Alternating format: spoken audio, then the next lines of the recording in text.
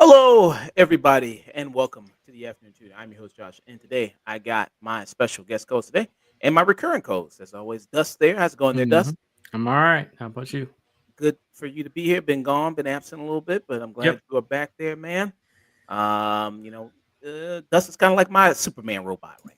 Kind of like there for me, so it's good to have him back. I got Mike Gray Race, who's been on before there on the show. How's it going there, Mike? I'm doing good. Thanks for having me on again. Oh man, love having you on as always there. Who would you be in the Justice League, Mike? I think I'll be Lobo. You'll be Lobo. You'll be Jason Momoa. For some reason, you strike me more as a Flash guy. Yeah, either or, I'm good with that. Yeah. And I got Smash Trivia John. This is his first time on the show. Mm-hmm. John, let people know about you, man. What you got going on, man? Hey, I'm Smash Trivia John. I'm the host of the Gamma Analysis podcast. A podcast where I talk about a whole bunch of different DC films and stuff. And I also do content and on YouTube and TikTok. Just shorter form content talking about random movies. And you can find me on social media by just looking up Smash Trivia, and you'll and just the guy with the green face in the profile picture is gonna probably be me. Yeah, and this is you right here. You're available wherever you people listen to podcasts. Right there, Smash Trivia presents the Gamma Analysis. Right there, so people can check you out there. Let me pull up your YouTube as well. Just about the same name there, Smash Trivia. How long you been doing it, man? I started my podcast around the end of 2021.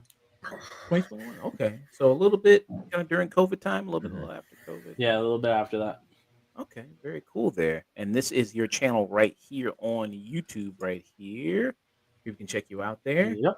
You just did Ironheart. You did a review for that. Very cool there. So very awesome. I'll make sure to check out your Ironheart. Make sure to check that. Oh yeah. Like and comment there. But yeah. Do you also have a letterbox? You on letterbox? Yes, I am. I am. Just it should be also Smash Trivia John. Okay. I'll make sure to, if I don't already have you, I'll make sure to follow you on there and check you out. Okay. And people give him a subscribe, follow, like, all that good stuff there. I've been trying to get him on for a while now. I've been loving his takes there on Twitter, loving his film takes. So thank you for joining. Thanks, man. Again. Mike, let people know about you. What you got going on, man?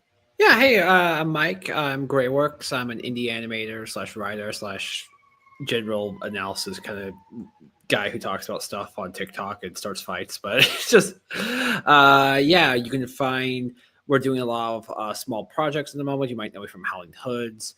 I recently did a podcast with my friend Fiona Paula. We were talking about the weird era we're in now with Greek myth retellings.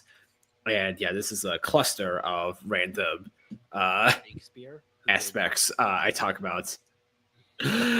So yeah, you never know what we're going to talk about on Grayworks. It's just whatever gets my interest at the moment.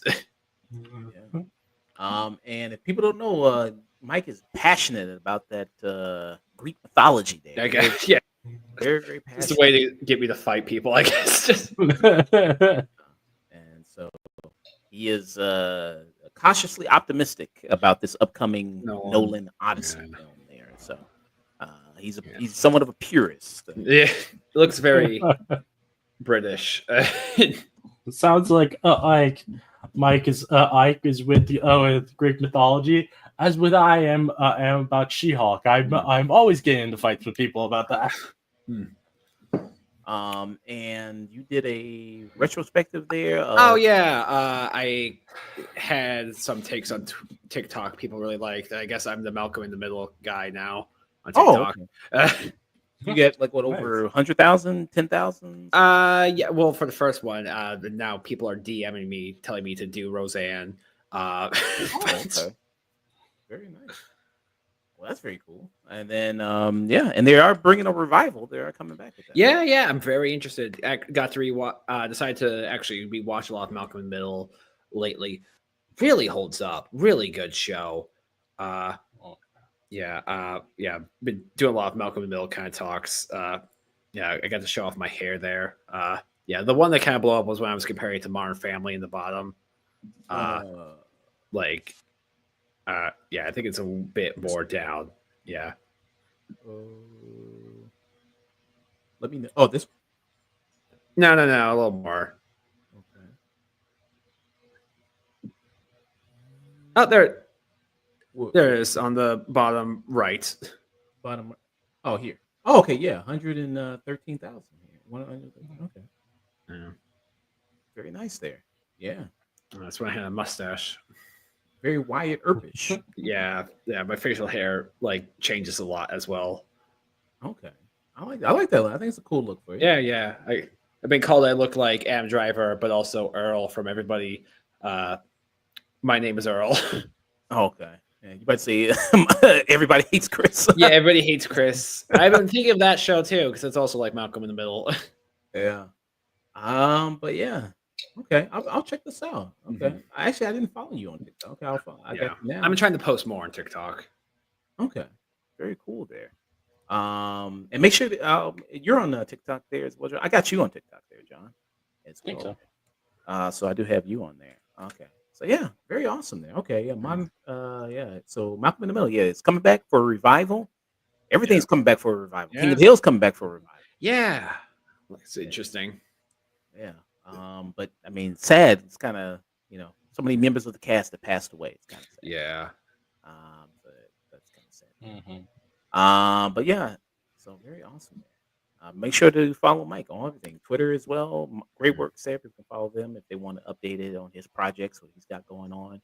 YouTube, Great Works. Yeah. And TikTok, Great Works, where he's the Malcolm in the Middle guy. Yeah, I guess. Malcolm in the Middle guy there. But first you were the Smiling Friends guy. Now you switch. Now you're the Oh, yeah. I made that dumb meme of the landlord as Monkey D. Luffy. Yeah. Dumbest edit I've ever made. It got you a couple tens of thousands views on that video. Something like that. So, hey, man, that dumb shit. People love that dumb shit. Yeah. Awesome stuff there. We're gonna do just one review today. We're gonna be doing a review for Superman, James Gunn's Superman 2025 there.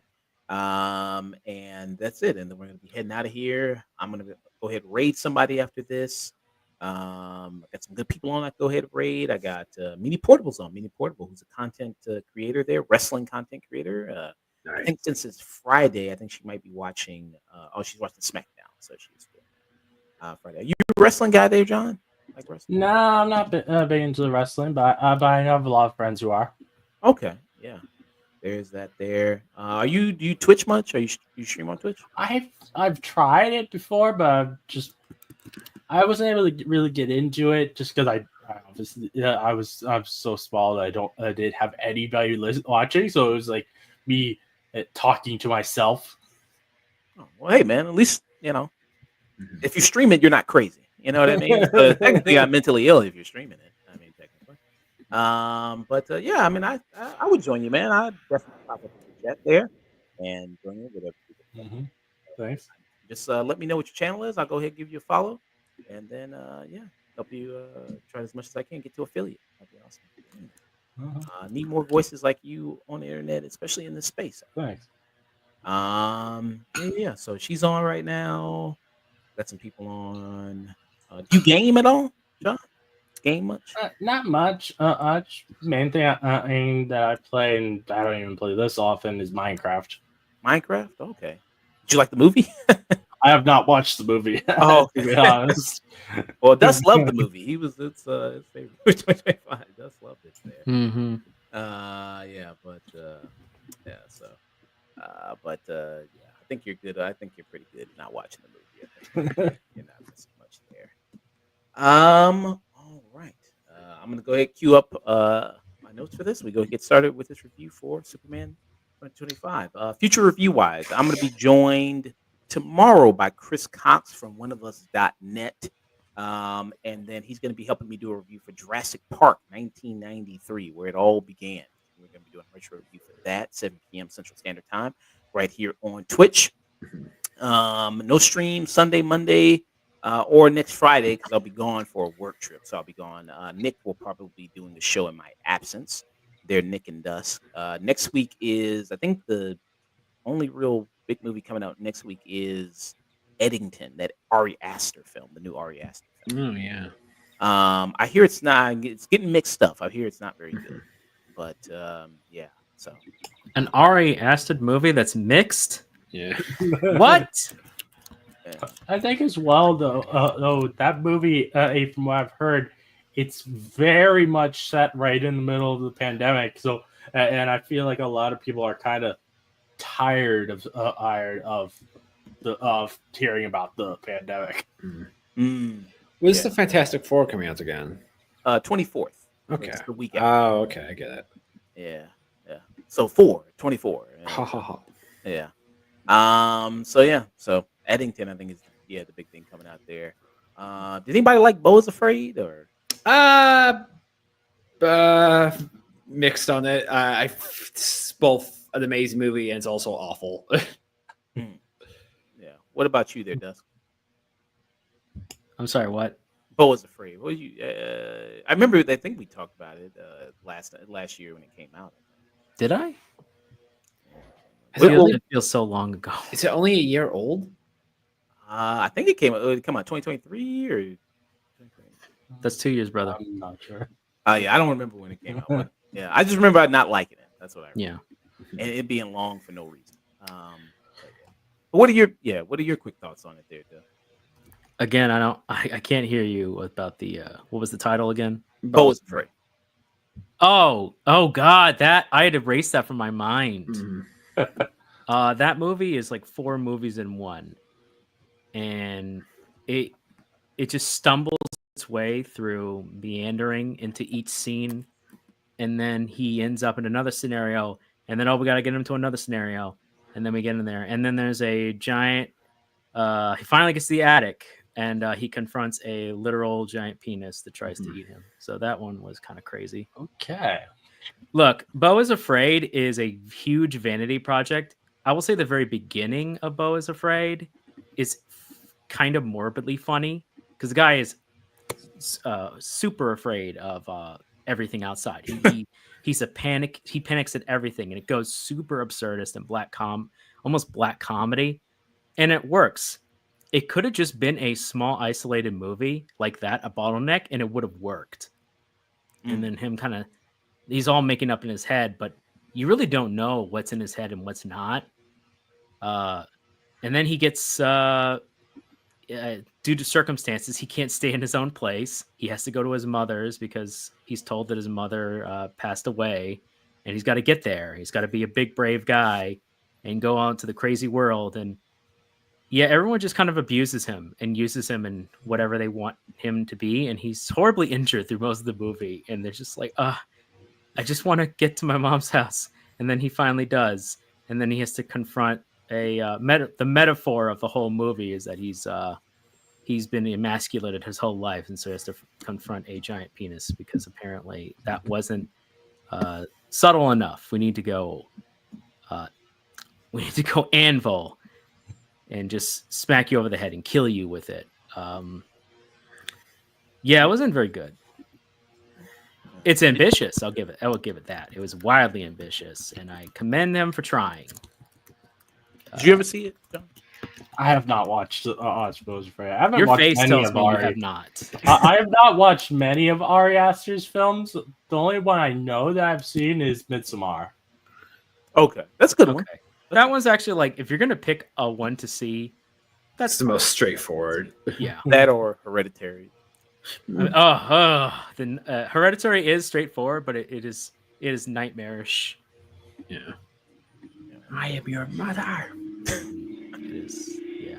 But yeah, let me go ahead here. But yeah, you want to see like a weird, almost like a Wizard of Oz movie, where he just goes to place to place to place and then confronts a giant penis. There you go. I feel like a giant penis monster fits more in something like everywhere or everything everywhere all at once instead of Where it didn't take itself seriously at all. It was kind of a Muppet show. Ari Yeah. Aster thing. Yeah, no, that fits when they don't give a crap about the movie and they're just going for crazy, outlandish stuff. Yeah, absolutely. The tone is the biggest problem with Bo is not just the story, it's also the tone. It's like, what are you doing? What are we trying to do? I will say there are moments in that movie that still stick with me. Maybe not for the reasons he intended, but they still did. So, again, I appreciate his ambition. It was never boring. It's like the art film's version of Freddy Got Fingered. So, well, that's the first time Freddy Got Fingered I think will ever be mentioned with. First time. Freddy Got Fingered is a nutso film, and it was made on purpose to basically be an anti-film. And it's that kind of feels like what that movie was, where it's I've gone so far into pretentious art craziness that I can't see my way back. But yeah, so there's that new one coming out, but next week I'll be back and Fantastic Four, which obviously that's the big movie coming out. You guys seeing that opening week, Fantastic Four, Mike, John? Unless someone wants to go out. I'll definitely try It to looks go see cute, it opening but weekend. Yeah. Okay. Yeah, I don't think it looks bad, but I'm sure it'll be good. But it's like, I don't know at this point. as long as Josh has the podcast, I'll probably see it. Yeah. Are you gonna get the popcorn bucket, the $80 popcorn bucket? Hell no. Is it gonna be like Galactus's head or something? Yeah. That's like you know what? If it was like $50, I get that. It's actually a cool looking head. I like Galactus. He's an interesting Marvel villain. He's the top tier. But nah. I almost got an Art the Clown bucket. Arthur Clown bucket? Yeah, from Terrifier 3. I'm shocked. I'm shocked that I was almost going to say I'm shocked that there was one, but then I'm like, no, wait a minute. Terrifier is actually well loved. $80. Yeah, $80. Again, if that was like 50, 60, oh my God. It really puts into perspective how big his goddamn head is. Wow. God. Yeah. And Where am even I gonna still, put I that? feel like Yeah, I literally couldn't like, put it anywhere. Okay, that's a lot. Okay. I don't know. I feel like that's still like not worth $80. I would want it to be That's like what I said, 50, 4 60. times as big as that is for it to be $80. I want to sit in it. I want it to be a throne. Yeah. It kind of reminds me of like in Yu-Gi-Oh how they had all the 4 cards of like Exodia, of, like the head and the arms and the legs. I kind of feel like if you just buy the rest of it, you'll get the rest of Galactus's body. Oh, that'll be kind of fun. Yeah. Each movie you go see, you get one part. But I'm paying $80. I want it to be as big as my my cardboard cutout of She-Hulk is right behind me. Yeah. You might as well get a big life size, actual size of Galactus. Actually, you're paying that much. But yeah, that's coming there. So yeah, Fantastic Four after that. So that's the big one. And we'll do a review for that, and we'll do a spoiler review for Fantastic Four as well, and we'll do a spoiler review for Superman. Later, Nick probably do a spoiler review for Superman while I'm out. Him and Dusk, if there's a chance to. So absolutely. All right, let's get into this review here. And all right, so our first and only review of the day is going to be for Superman 2025. This is James Gunn's Superman film here. This is kind of kicking off his version of his DCU here. Yes, he did do The Suicide Squad, which came out several years ago. But this is kind of the soft, I guess, relaunch of the DC universe. I guess what they're doing under the new leadership of James Gunn there, taking over for Zack Snyder. And yes, you have David Cornsweet there, who is playing Clark Kent / Superman there. You also have Lex Luthor in this, his mortal enemy, played by Nicholas Hoult. And what is happening? What is going on here? Well, you got Superman, who is trying to struggle with the daily challenges of being Superman, as well as being Clark Kent, as well as also facing Lex Luthor, who's trying to expose Superman because he just thinks he's on Earth for no good, and he wants to expose that to the great people of Metropolis there. Also, you got your cast of characters usually associated in Superman comics and in typically Superman films. People I've seen, like people like Lois Lane, who's in there, who's played by Rachel Brosnahan there, who people might know. She was in Marvelous Mrs. Maisels there. She was also in House of Cards as well. She was also in that.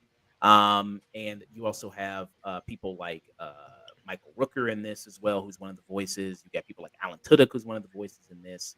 You have the Justice Gang in this, who you have Nathan Fillion there, Elizabeth Marcet, who plays Hawk Girl. Also, I think his name, how you pronounce it, Eddie Kadegi, is I believe how you say his last name, who's Mr. Terrific in this. Yeah, so that's kind of the setup here you have of this Superman film here. I ended up, like I said, seeing IMAX. I did see it in IMAX, so I listened to the trailer. I let the trailer tell me what to do, and I saw it in IMAX there, which I do recommend people if you have a chance to see it in IMAX. I think it helps the experience to see that.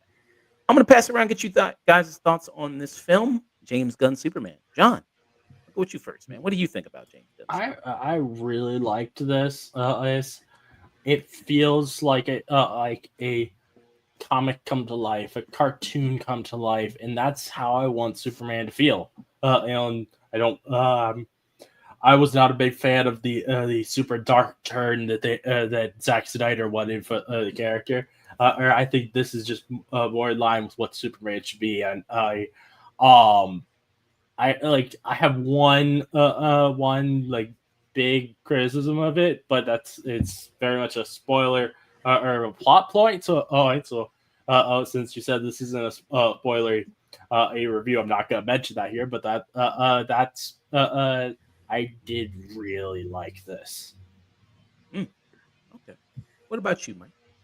Well, this was one of the few movies I was looking forward to this year. I actually saw it on Tuesday. I got to see an early premiere of it where I got a free comic book, which is the first issue of Superman's origin story of All-Star Superman. I really like this movie. It was a movie I was very much looking forward to. One of the few movies I was looking forward to this year. And especially like in that very, very, very small margin of superhero movies, I get excited for now. And for the most part, this is point. This is also, while it is a very big introduction with a lot of characters and all that, for the most part, I would say it handles that very well. But it's like, while there are some clunky aspects, I'd say that are mostly in the middle. This movie has an enormous heart and incredibly talented cast, and it really just puts my confidence in James Gunn even more so than before. Okay. Yes. I don't think I've been this mixed on a movie in a long time. In some ways, this feels like a correction of the Zack Snyder movies. And in some of those ways, there is a lot of things that I liked. I liked a lot of the positivity there's in this movie. I like the Superman is saving people. For as much crap as the suit had gotten, on film, the Superman suit is actually not bad. There's still could be improvement to be made with it. But overall, I like the bright colors. I like the positivity. I like David Cornsweet. I actually think he did a solid job, pretty good job as Superman. He really embodies that character. I just wanted more from Clark. And that also is the same thing with Rachel, who plays Lois Lane. I think they have really good chemistry together. Those are some of the best scenes in the movie, when the movie actually takes its time and focuses on those two characters. Like a Superman movie probably should. They really sell their relationship. They sell the bond between them, and they get to sell their characters. Casting overall, I think, is very good, with a few exceptions. Overall, I think this is pretty stellar casting for everybody that's here, and there's quite a number of characters. With the main cast, of course, you got David Cornsweet. Like I said, it does a good job. Richard Brosnan as Lois Lane. Nicholas Hoult. I love Nicholas Hoult. He's a great actor. I've liked him in a lot of things, all the way back to when he was a punk kid in Skins, the British series. It's really good to see that he's made a jump career from that as Lex Luthor. I have my problems with this version of Lex Luthor, but overall, I thought Nicholas Hoult did a good job of what he was given. Ironically, the most standout performance here, honestly, is Eddie, who plays Mr. Terrific. Mr. Terrific is, in a Superman movie, the standout part and really sells that character to the point where I went, why don't you just make a Mr. Terrific movie and just use him more effectively in that? Because he's so good in it, he almost outshines Superman in this movie. He's part of the Justice, quote unquote, Justice Gang from the Justice Society, but they haven't gotten that part yet. And then we get Nathan Fillion. Nathan Fillion's great in everything, and he's just 10-15 years ago, he would have been a standout original Green Lantern as Hal Jordan. He would have done a great job. But as Guy Gardner, knocks it out of the park, does great. And as I'm listing all these characters, that ends up being my biggest problem with this movie. With all these characters, you have to give time for them. And that unfortunately takes away from the core of this movie. And that's the focus of Superman and his smaller gang. And they're trying to build up so much at once, but by having all these scenes, we don't get to really isolate what really this character is truly all about and really get to give him that chance. And that's ultimately my biggest issue with this movie, is it's kind of disjointed and it left me very disappointed. There's brief moments when they actually land on it. I'm like, yes, more of this. This is what we need. And then it would move on to the next scene almost disjointedly, because we got to get this plot moving. We got to go in the and then plot that we eventually get to the conclusion. I'm like, oh, that's kind of it. That's what you did with all you have 80 plus years of Superman comics. You've said you read a bunch and researched a bunch, and this was the story that you chose. This was the first story you want as your DCEU. And just kind of left me disappointed, unfortunately. Despite the good parts in it, it did left me quite disappointed, especially with what they do with some of the canon in here. And we're not in spoilers, but one specifically, the specific twist, what they do there, I almost walked out of the theater. I almost went, okay, you fund them. I'm done. I'm done with this movie. Yeah. So I hear what Dust was saying there. I think some people also feel the same way. I've been seeing that some people are saying this is a little bit messy. They use that word specifically, messy, of a movie there. And with this movie, it's hard because I'm a little conflicted as far as what it sets up and what it kind of drops you into. On one hand, as a person who has seen a lot of these superhero movies and has seen a lot of also just the animated superhero films from DC, read the comics, kind of know a little bit of the lore. I kind of like the fact that it does drop you into a world where superheroes are already a thing. We don't have to wait until we set up all these other individual superheroes. Yeah, that's fine. It does that. This is a movie where characters could be fighting an interdimensional creature, and it's like, oh, that's just Tuesday. Ain't nobody worried about that. You know what I mean? They're just fighting it and they're taking care of it. It's like, all right, and that's just the thing, in this world, which I like. And this is also, you don't get an origin story with this Superman film. It does some expository dialogue, but in this film, you will see him already as Superman. He's actually Superman for the most part of the movie, rather than being Clark Kent. Actually, I think he only shows up as Clark Kent kind of just a few times in the movie, which I was a little kind of disappointed by, just to that you don't get to see really David Cornsweet balance between those two identities that much there. But I think he still does a good job there. And just also the main kind of conflict of this movie of being, between these kind of two countries there and him getting involvement. Some elements of this movie could have been like its own movie, but it feels like, there's 2 or 3 plot points in here that they kind of jam all together. Especially, I think I know what the reveal that Dust is talking about. Like, that seems like that could be something that could have. That's a whole thing, and it really it really damages a lot of what to do down the line. That's a big change. Let's say retcon that later on, and that might be the plan.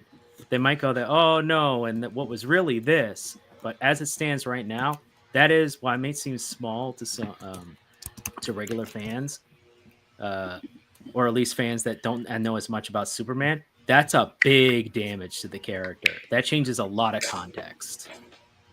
John, you about to say something?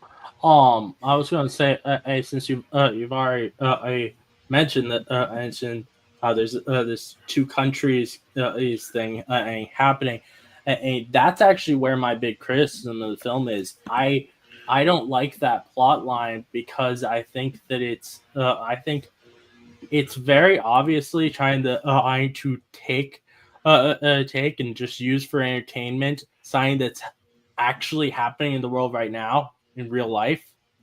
It's very obvious that they just like replicated something that's happening in real life, and it just and like I don't mind like making statements against things in films, but this didn't feel so much like it was making a statement against that, and more it felt like it was just taking that and to use as a plot point because they thought it would make for a fun plot point. What about you, Mike? Did you think it was kind of too much going on? I do think there was a lot going on in the movie. I think my main issue does come from the middle. There has been a very big variety of superhero and Superman stories that it's come from, and I do know the run James Gunn is pulling from. I would say I do think my biggest issue does have to come from the middle, where there's so much stuff in there, and there is sometimes a total whiplash because there is also very obvious homages to the Christopher Reeves era of Superman, as well as like the John Burns era, and also a lot of like all-star Superman. And it's a very difficult task. I don't like no director is going to make everyone happy unless they go the most plain basic route. And I don't want that. I want like a vision with an artist to a degree. And I don't want like James Gunn did set up a lot of stuff in this universe. And overall, I did not have a big issue with it. I do understand why some people may have some issues with it. Okay. And then I think another thing with it being dropped into this world, also just for the casual person there, I think it operates on a lot of presumptions, because it already sets up like Lex Luthor is Superman's mortal enemy. And, you see in this movie, Nicholas Hoult, who's like aggressively bald. I think he like shaved his head, plus he wore a ball cap. Yes, so his son. His head's a bit shaved too his head. lumpy. Yeah, He had his son shave his head. Okay. In an interview, they asked within the canon of this movie, why is he bald? All that he said, just because it looks cool. I mean, that head is shining and it's pointing for sure. But it sets up already like Lex Luthor, hates Superman. He's got this searing hot passion rage for him.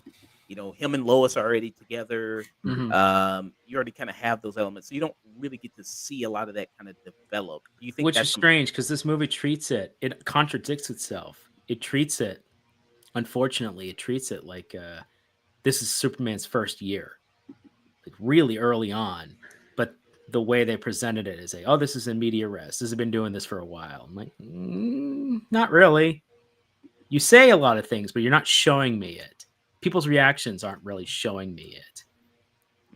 And it's almost treated as a hand wave for them to do things that they do in this movie. It feels cheaper. Instead of building up properly, it feels, well, we kind of want to get a lot of things done. So what's a quick tool for us to do that? We'll just say it's in media res, and then we can make up whatever BS we want to make up later on.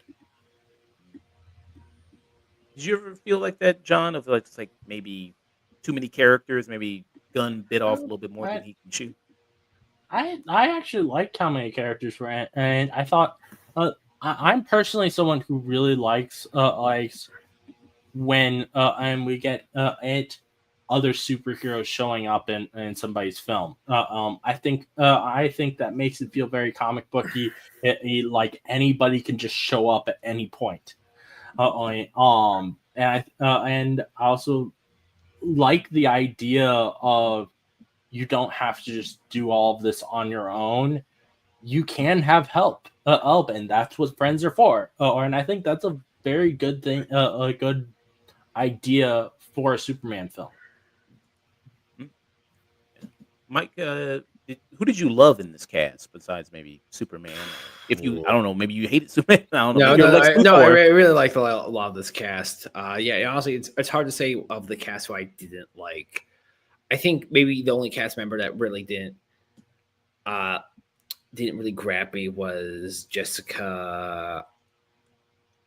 She was in Sony. She just turned 24. Hot girl. Yeah, Hawker. Oh, I'm trying Oh, to think Elizabeth Merced. Why was I thinking Jessica?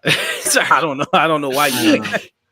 You said she was in Madam. Yeah, Madam Web. He was. I did not see that, but yeah, there are quite a bit of characters in the movie, and I would rather just have a pre-established universe than go through the whole origin, because I have also seen interviews of James Gunn talk about this, of like, I don't want to see Krypton explode, I don't want to see what the Wayne's parents get shot. So this movie does have an interesting role of both setting stuff up while also still like being like, okay, here we are, we're moving, the ball is still rolling, this is just a universe to a degree. And it in a way is also kind of like because it has been talked about how difficult it is for people to get into a lot of DC comics or like just Marvel comics in general, where it's just like that kind of casual behavior is a bit tough, and it's why so many comics did have a kind of a pre-established prologue for a long time. But it's that thing of like, well, you do rely on the iconography, and I do like that. I think maybe, I understand why it might be like intimidating to some, but it's like I, for the most part, really did not have an issue for it. But it's also like, I think it's also another strength of the writing, where it's just like I would just be happy with a movie that's even just like lower stakes with this to a degree. But then again, this is the first kind of DC movie, technically not the first DCE. It's just still What would this universe be called? It's just the new DC universe. It's just the new DCEU. Okay, just the new DCEU. We need a they wiped the previous I think one. they just called it just DCU. Okay, DCU. Yeah, because technically the Creature Commandos is the first thing, which is interesting. But yeah, it's one of those things of like, you gotta appeal to both the casuals and both the comic card fans. And I think for the most part, it does it very well. This is definitely tonal wise, it's very Christopher Reeves-esque, especially some of like Nicholas Holt's Lex Luthor-isms, just with a bit more viciousness. With because especially like in the middle, like the suits is like, oh, that's Gene Hackman. I can see that. Overall, I say this is a very strong start. It does make me want more, which is always a good thing. Of course, I'm not one of those people that's like, because we saw this problem with the MCU, and James Gunn has also talked about this, of just like, you don't want it to feel like homework to a degree, and you want a superhero movie to each have its own identity and tone. Yeah. You mentioned Corn Sweat in this, and also his kind of portrayal. He feels very human, Vulnerable. very vulnerable guy. I mean, you see, he gets his ass whooped sometimes in this movie. There, I have problems with that as well. That does happen. So he does bleed quite a bit in this. But yeah, there are moments where stuff gets to him, and he gets triggered. I guess hashtag super shit. He gets I don't know what I was looking up, but I was like, I got that fucking Pierce Morgan review bullshit in my search bar. Just Hey, well, I feel like I feel like those kinds of things are now just shown to everybody on Twitter. It's really annoying. So I think, hey, it's true to the movie. It's true to what's happening in real life. You know what I mean? So there you got that. So it kind of reflects that going on. But I like that. I like that aspect of him and feeling a little bit more kind of human. What do you think about that, though?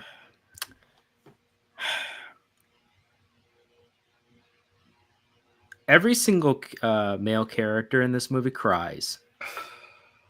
Every single one, aside from Guy Gardner and Mr. Terrific.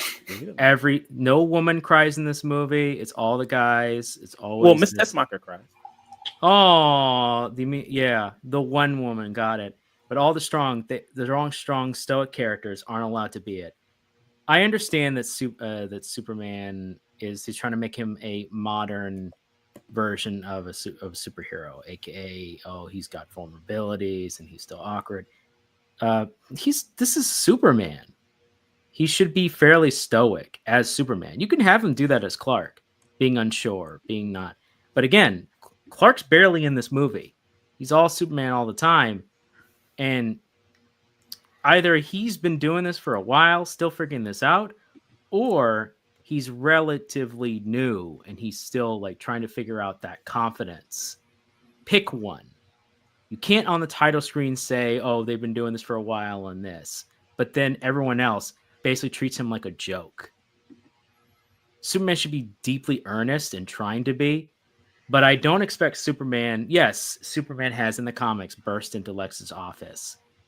That he has done that a couple of times. Yes, he and him have gotten back and forth.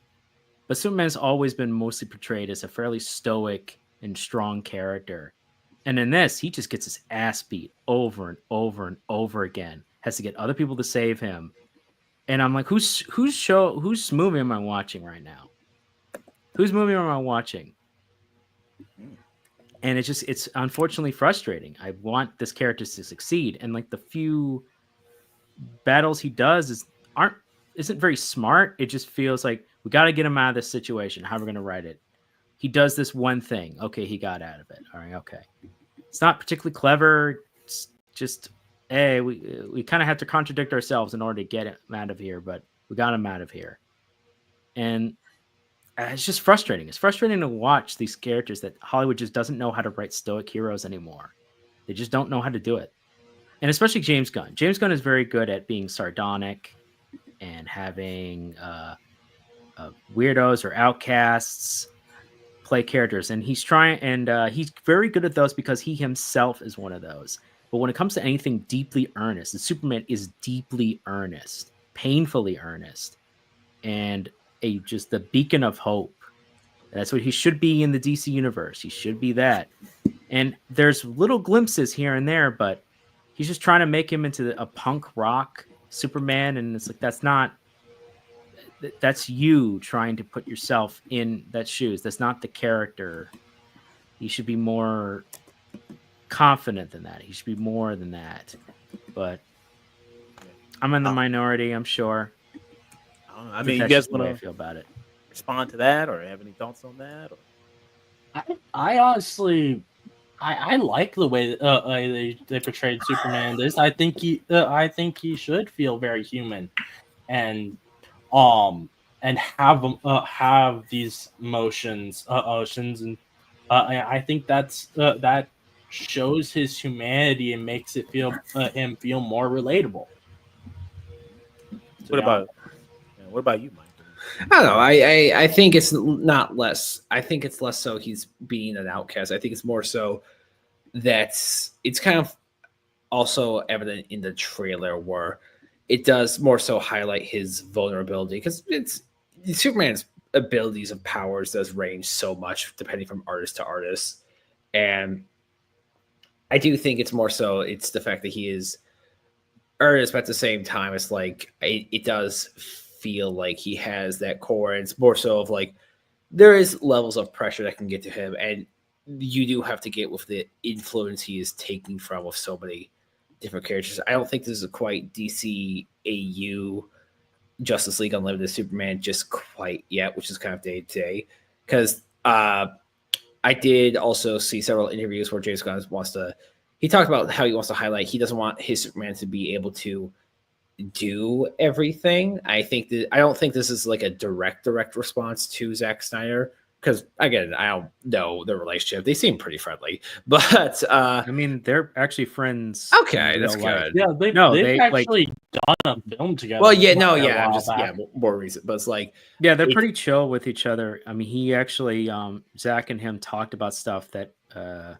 things that he wanted to put in there, or things that he think would be good in there. So say what you will about it, Zack's been pretty and I don't like Zack Snyder's work. I don't like a lot of it. He has moved on, which you can't say for the what would you call the Snyder fighters or whatever? Snyder cultists, I think. Yeah, the Snyder Bros, whatever you want to cut it, whatever you want to call it.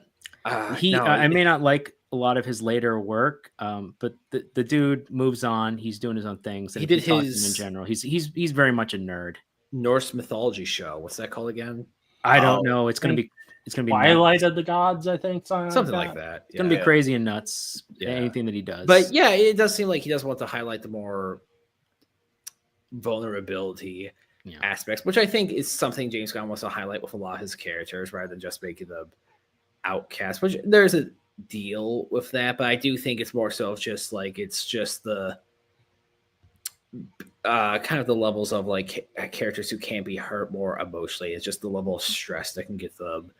And it does feel like this is a movie that does almost like to a degree, kind of like I have heard this criticism of kind of like the Sam Raimi Spider-Man movies, where like in Peter's like life in the comics, when Sam Raimi took inspiration from, every 1 out of 10 comics, something awful happens to him. But in the Sam Raimi movies, everything bad happens to him at the same time. And it's just like bam, bam, bam, bam. It does feel like James Gunn kind of did that with Superman as well. I do get why some people may not be with that, but I do think also for a start as well, for this kind of like series, I suppose, I do it is I do think it's done very well. And I do like just the more human vulnerabilities he has, as well as just the laid down moments he has with like times when he's recuperating, or just times when he's talking about like him and Lois are just talking about their feelings and stuff like that. I do feel like it's not quite the level of something like some other Superman like comics or Superman like shows where he's like, here he feels someone who is strong but gentle and always tries his best, when in other series it just feels like he's kind of a pushover who happens to be strong, like emotionally speaking. I think he's kind of figuring things out. You know, he's always trying to inspiring to be better, and I think you see that in this movie. You see that in David Cornsweet's portrayal there as well. But I do agree that, you know, I don't think with all these other extra characters in this movie, I don't think it distracts from him there. But I could see definitely. I mean, you do have these other characters. Like, I think that was kind of some of the big worry that people had coming into this. When you also had the Justice Society people in here, plus Lex Luthor, plus also the cast of characters that Superman has, that it can feel a little muddled there. Yeah, but the biggest complaint is that what do they add overall? What do they truly, especially for the role of what they serve in the plot, you would think, oh, you're going to bring these characters in, they're going to serve a lot more of a purpose. One of them serves more of a purpose. The other two serve mostly comedic. Hawkgirl, I'm like, why even here? Engineer, why did they pick you over other characters? You could have been any other rogue's character. Probably would have been a better fit. I get which storylines he's pulling from Superman. I get it. Especially one of the biggest ones is Birthright. And I'm like, why don't you just go with Birthright? It's like, if you wanted to do this, Lex Luthor is a lot smarter in that comic than he is in this movie. And his stuff actually makes sense. And he doesn't act like a big brat like he does in this one, where he has such a hate boner for Superman. Like, such a hate boner for him. He hates Superman so much he's shaking. He's just like, he is visibly shaking how much he despises Superman. And and I get it. Like in the Silver Age, Golden Age, it literally was, I know why Lex Luthor hated Superman. It's because he thought he made him bald. And that was a joke. And he stole 50 cakes in canon. That fiend stole 50 cakes from people. Like, yeah, no, comics are ridiculous. I get it. But if you're going to pull from all the different ones, and he was inspired by a bunch of different stories, this hodgepodge mess, this hodgepodge stuff of people being in here, but not quite in here, but taking away. And then their roles are there, but it's like, you could have replaced that with parts that actually benefited Clark and Lois in the inner circle. Let's make the inner circle good first. Then you can start expanding and talking about other stuff. And John made a point there of saying, like, you know, you got these two countries, which you're right. It's basically it's Israel Palestine. I mean, that's what it. I mean, it's basically it's Israel Palestine, right? They try to do these two fictional countries of what was it called again? Barovia and made up a stand, or Yeah, Yeah, they were from Barovia and Superman John versus Dwarf. the Elite originally. Yeah, it's basically Superman versus the Elite. Yeah, the actor they got for the president is like he was in Triangle of Sadness. Yeah. I don't know what, Zlatko but like, Buric. yeah, he has that look that so many of these presidents have of just He's like Croatian. what's going on. Yeah, Croatian. I think he's also Dutch, but it's like the crazy hair, the old age is like what's going on? Like, but it's like it's there. I mean, there's a good moral question that gets raised in the movie about him intervening, but it doesn't really get answered. That don't go nowhere. Yeah. Which again, I'm saying it's a lot of plot points that kind of come in and kind of just get dropped. Or not really dropped, but just quickly brushed aside. I think. And hello, how's it going there, Derpy? Entertainment there. How's it going there, man? Much appreciated stopping by there. Yeah, so there's that. What Johnny, I know you said you love this movie. Do you have anything you strongly dislike about it at all? Anything? Well, as I said, the thing with the two countries I really disliked, and I also and this I know other people mentioned, and I do wish there was more of Clark Kent and his time at the I'm at the Daily Planet. I know in interviews, it was James Gunn said that they particularly made sure to not have him changing in phone booths because his phone booths don't really exist anymore. But I do wish we got to have a scene of him suiting up at some point. Do you really want that? Because with James Gunn, he just would have had him go into the bathroom, and then it's like they start playing the dun dun dun dun dun dun dun dun dun dun dun dun dun dun, and then it would cut, and it's him with like his suit on the floor, and he's like awkwardly putting it on really quickly, and then it's like, isn't that funny? Isn't that the funniest thing you've ever seen in your life? I don't know. I feel like this film he wouldn't have done something like that with. This film, I feel like, has a different feel than all the rest of his films, so I don't know if he would have done something like that. I think he could have come up with a cool way to show him putting on his suit. I wish I could believe you.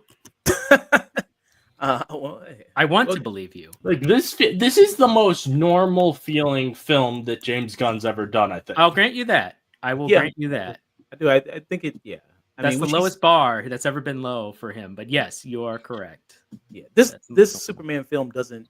I mean, I don't think it feels like his Guardians film. I don't. No, that's the. I do think it has the heart that his Guardians films have, though. Yes. Yeah, but yeah, in terms of maybe humor and some of the stuff, like it's a little bit more hopeful than maybe some of the Guardian stuff at moments. But what about you there, Mike? Anything you kind of strongly dislike? I think not strongly dislike, but definitely the middle does feel like that's where the most shows up because there is like, and again, I do get it's such a terrifying task to have, especially to appease like all the fans online. Where it's like, okay, James Gunn wants to do John Brady, he wants to do All Star Superman, he wants to do some of the DCAU Superman, but he also wants to do Christopher Reeve Superman. I think in the middle is where you see the biggest kind of mix of these kind of different tones clash, because at the end of the day you do have to accept a lot of these are different artists, they are different people, they do have different takes on Superman. I think also James Gunn did also take inspiration from Alan Moore's takes on Superman, but he it's just like with his own influence, and I think in the middle that's where it highlights it the most. I think it's also just kind of my criticism does also become kind of a praise, where it's just like I just want to see more of this. I just want to see more of the characters interact. I want to see like more of them just talking to each other. I just want to see like all that together, and I am excited for the future of DCU, whatever it's called now. But just the fact of like, yeah, it's something that's really, I know some people might have Sanders in a different direction, but I think for what James Gunn was going for, I think he, for the most part, very much succeeded. And it does have one of my favorite endings for a superhero movie in quite a long time. Yeah, I mean, I think overall, I mean, I've said some negative things about it, but I think I fall more in line with Mike and John. I think that there's a lot more to like here than dislike with the movie. I think, yeah, the movie does a great job at having a heart and having great emotions. I mean, you do have people who come out and say this movie made me believe in humanity again. You know what I mean? I mean, even me, I went out in the movie. I even saved a squirrel, just like Superman. I even did that. I was like, man, I gotta get in touch with humanity. And so and I think there's a lot more to like here than dislike with this movie. Do I think it's the best superhero movie James Gunn has ever done? No, I don't think so. Do I think it's the best Superman movie? No, I don't. I still think the Reeves Superman, the first two, are better than this one. But I think there's still great things here. We mentioned the cast of this, which I think worked really well, being this universe that drops you into this place already existing. I liked it as a fan of already this DC stuff there. If you're someone who's not into the superhero stuff as much as everybody, maybe you'll feel a little like this is too crowded, too much going on. And yeah, I do like this. I think is a good start to the DCU and what Gunn is going to do there, and potentially. Dust mentioned before. I mean, a lot of people loving, like people like Mr. Terrific in this, who I think from the fan reaction in this may get his own spinoff, may get his own TV show. Aren't they doing that with Jimmy Olsen? Really cool. Yeah. Also, yeah, there's also potential for him. He's going to get maybe a spinoff TV show. Oh, I thought they were doing it like together. I might have misheard. I think it was supposed to be separate, but it's just signing talks. Okay, they might do one with them. I really like that. That Mr. Terrific has gotten so much good fan reception from this. Is because I've liked Mr. Terrific ever since he was a character in the Arrowverse. So it's really cool to see more people starting to love him. Yeah, I think he's a big stand-up. You know who played? Who the actor for Jimmy Olsen was? What he was before? He was Yun's Sean from Psych, the TV show. He was like, in like the flashbacks. Oh, okay. I don't remember that. Yeah, it blew my mind when I found that out. I just remember him when he was in Righteous Gemstones. Oh no, I haven't seen Righteous. I heard it's good though, but I remember him from Booksmart. And then the thing they did with Jimmy, apparently Jimmy, he got game. Apparently he was a player. I guess that's what's going to be with the spinoff about. Even though he doesn't seem to want to be with the the girl who likes him. Yeah, but hey, Jimmy got some game on him, I guess.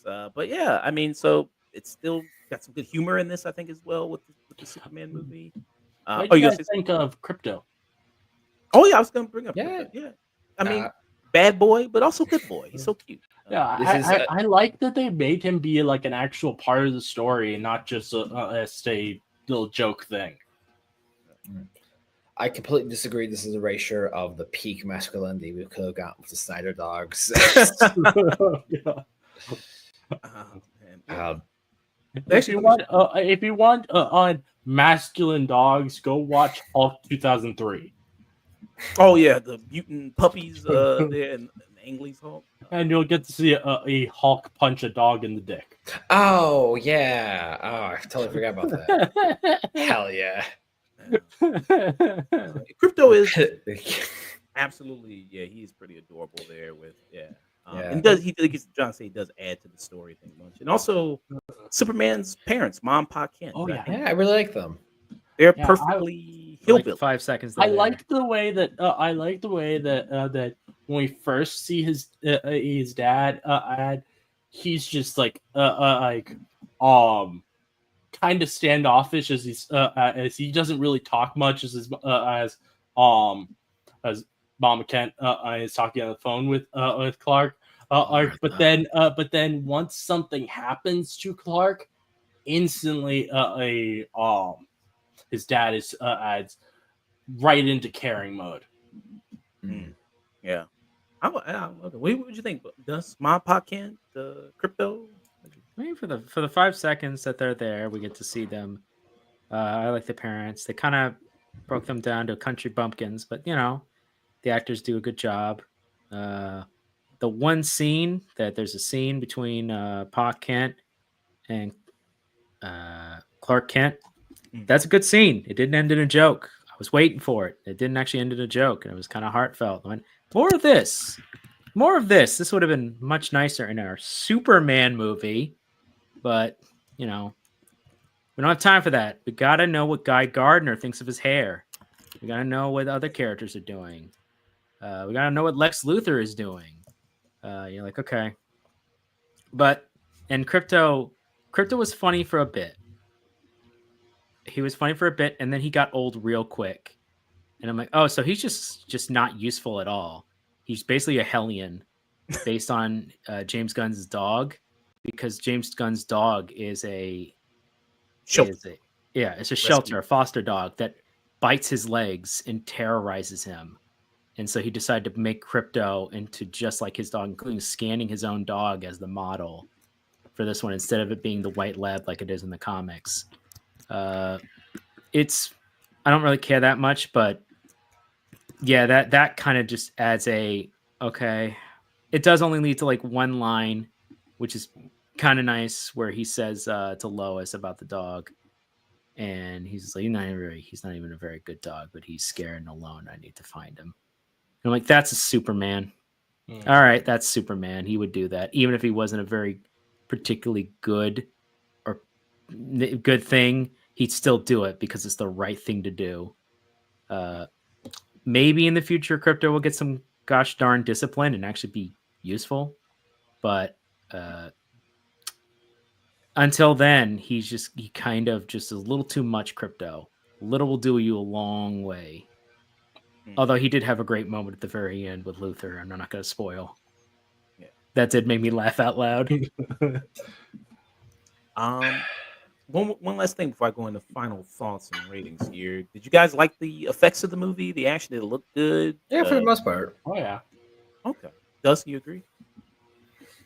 It's fine. Some of the shots in the camera, I would have liked better.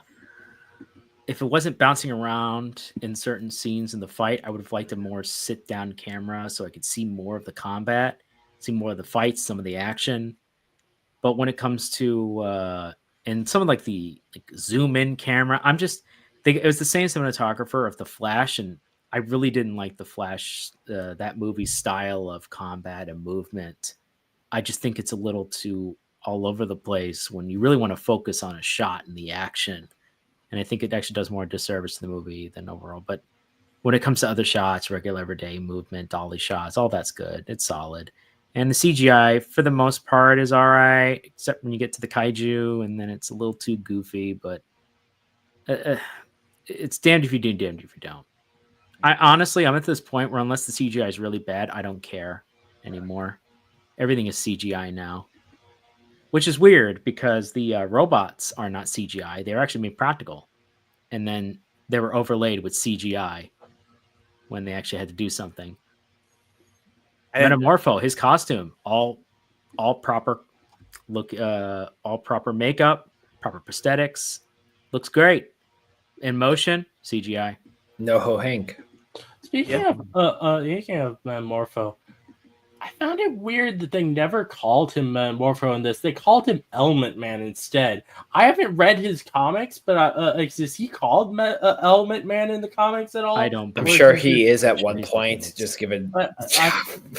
I think Metamorpho is a nickname of name. Something at one point, at one time, by some author, by one comic book run.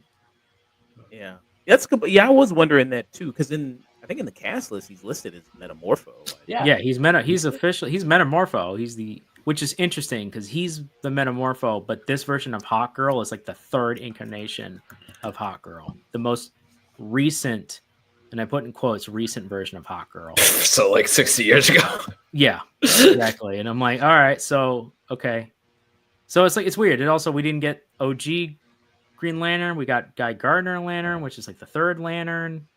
Technically, he's the second line. Oh wait, no, I forget about the blonde guy. What was his name again? That is all right. So there's Hal Jordan, Jon Stewart, Guy Gardner, and Kyle Rayner. And isn't there Alan Scott? Yeah, Alan Scott was the OG. Alan Scott was the OG. That's who I was thinking of. Yeah, Alan Scott. His power set is completely different than the other. Yeah, that's fair. Well, yeah, it's his own separate thing. Yeah, because Guy Gardner was technically meant to be like just in case Hal Jordan didn't work out or like the ring wasn't close enough to him. Yeah. And then Guy Gardner just gets brain damage in every universe. Like, literally. Yeah, pretty much. And then Jon Stewart was after Hal Jordan. They needed more people for that sector, and then Jon Stewart was a former Marine who gets promoted to it. And then Kyle Rayner is the youngest. He gets kind of brought in. What's his? He was in Rebel Ridge. He's I know you're doing the guy. Aaron something. Aaron St. Pierre. Yeah, he's gonna be Jon Stewart. Yeah. Okay, yeah, that's a solid pick for Jon Stewart. Yeah. Kyle Chandler is gonna be. Oh yeah, they're doing the lanterns. They're doing a bunch of lanterns in their own show, right? Yes. Yeah, okay. I like the castings, but that first look for the lantern show, I'm not super big. I'm like, I don't like the idea of Green Lanterns being grounded. Like that's it's wrong. Lanterns are they work in space. They're space cops. Like people said that and they acted as this is a good thing. They said, oh, it's like gonna be like True Detective. I'm like, that's not Green Lantern. They do some detective work. Well, Batman is True Detective. I don't mind them doing. The Question is True Detective. I don't mind them doing a detective work. The true part is the problem because I don't want to be grounded. If you wanted like a True Detective TV series with a DC character, do The Question. Or Chimp Detective. Oh, you could do both. You could have Chimp Detective and The I Question. will be Chimp Detective. But let me get you guys' final thoughts and rating for the Superman, Mike. I give it a little peak. It's definitely flawed, but like again, it was a movie I was looking forward to, and I really, really had a great experience with it. Most of my issues are in the middle, but for what it is, for the most part, I really like it, and I am for what James Gunn says of like, this is going to be this is like kind of the first installment of like his, DC universe. It makes me excited for the future, and anything that gets me excited for the future gets praise for me. Okay. What about you, John? And so our tier system is if this was the highest rating possible, you're gonna give it this is cinema. Then below that is a peak. Then below that is a tune in. Then below that is stream it. And then if you want to give it a negative rating, we got tune out, we got skip it, we got burn it, and the very lowest possible rating you can give something is waste of fucking film. I would go with peak. I really like this, but as I've said, and I do have some small critiques of it. Okay. What about you, Dusk? We need to have an artist to commission that shows our ranking system on the side so that we could in a coloring scale. So we have it at all times. So any future guest or what have you, and people watching can just see it on a visual. So that's just I just think that would be nice.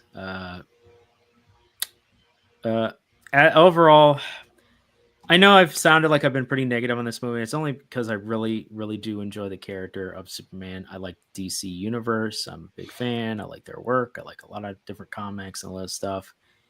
I did like aspects of it, and I just wanted it to be better. So that's the unfortunate part.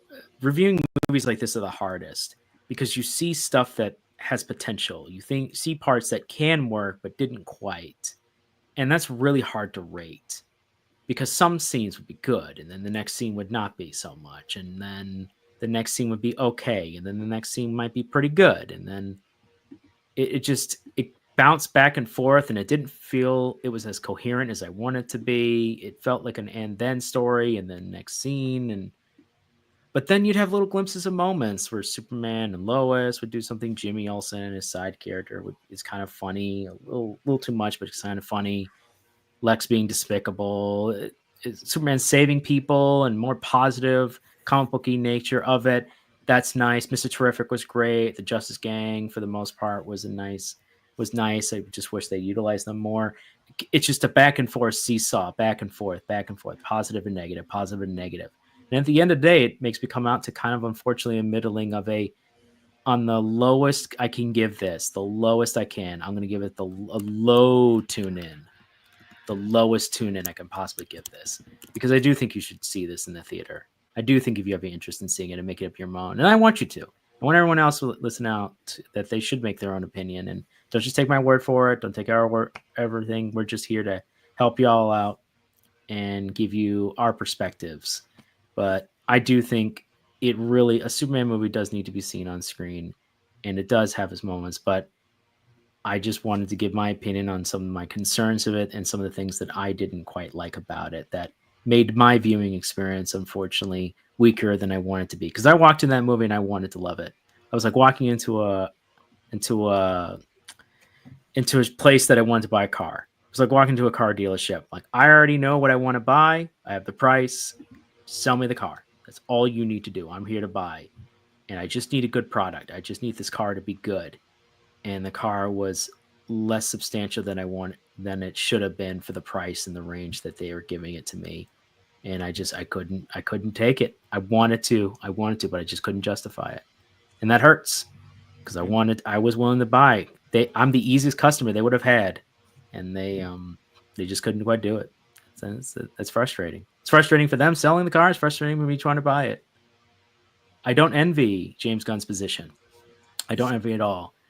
But I do think, unfortunately, if they do not learn lessons from this movie, they don't take genuine criticism from this movie, you can use this as a timestamp. But this will be the time where someone can say that Superman was gunned down.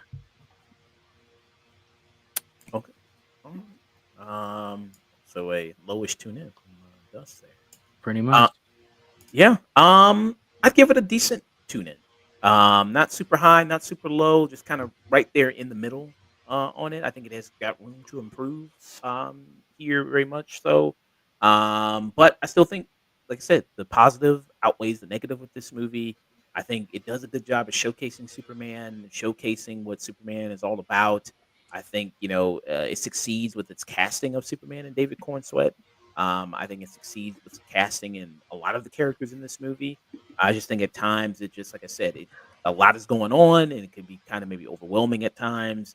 There's plot points in here that feel like I wish you took more time with that feel like this could be its own separate movie. You could develop this into something else or maybe a sequel there, and it's kind of all crammed here at certain points in this movie.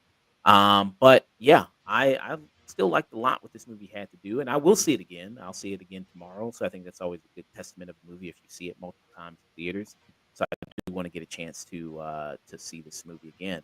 And I think James Gunn, like Mike was saying, it does showcase, like, I am excited to see what James Gunn does for the rest of his tenure at DC with the rest of this universe, which is what this movie, a large part of it is kind of, is like, hey, this is the test run, this is the big showcase. This is the make or break.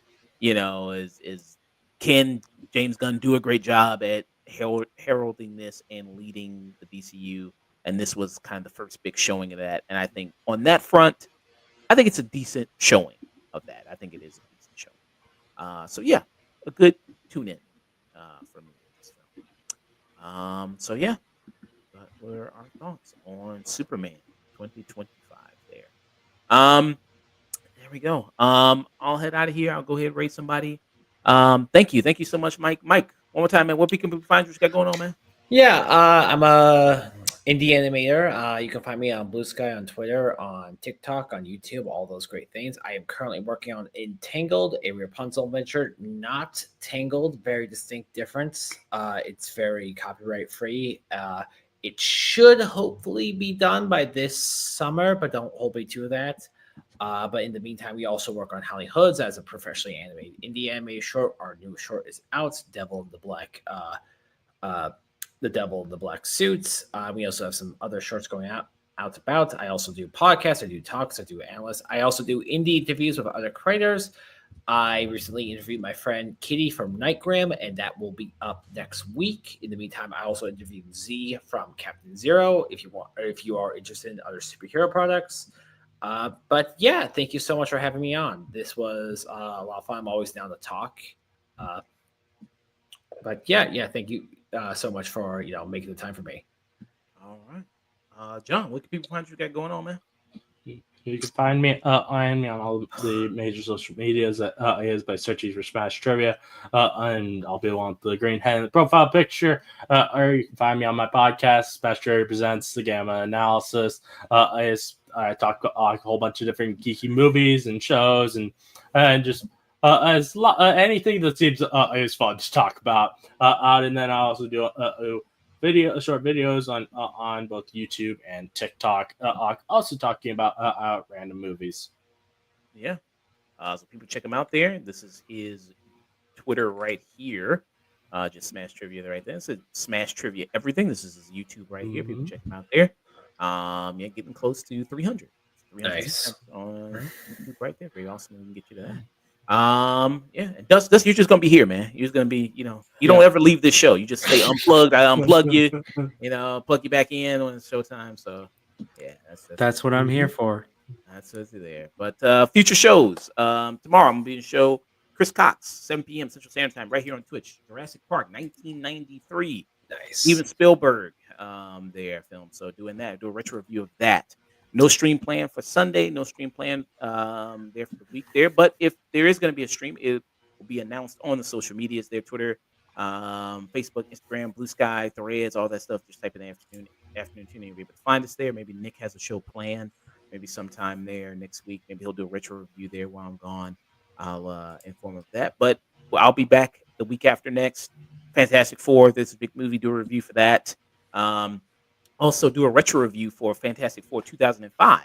Nice review for that one Monday. Was that the first one or the second Silver Surfer one? The second one was the Silver Surfer one. Yeah. Oh no! I mean, 2005. What year was that? Was that the first Fantastic Four of the That's the first one. Okay. Just checking. Yeah, 2007 was the sequel they did with the Silver Surfer. Okay, god damn, that is. I remember seeing those in theater. Time was a son of a bitch. Yeah. So yeah, we'll do a retro review for that Monday with Sage, rated M for immaturity. He's going to come on and help me with that. Yeah. I'm going to send you all over to Kara Fly right now. She's on right here playing the first Descendant. I have not heard of that game, but she's playing that. Yeah. So very awesome there. Thank you again to Mike. Thank you again to John there. I hope to have John on again sometime. I hope to have Mike sometime on again. I think I plan to have Mike on help me do that retro review of King of the Hill before the revival comes out. Nice. And if any of you ever want to come on my podcast, just let me know. Yeah, sure. Absolutely. All right, to all you people out there, stay tuned. Yep, take it easy. Have a good one. Have a good Bye. one. Take care, everybody. Out of here.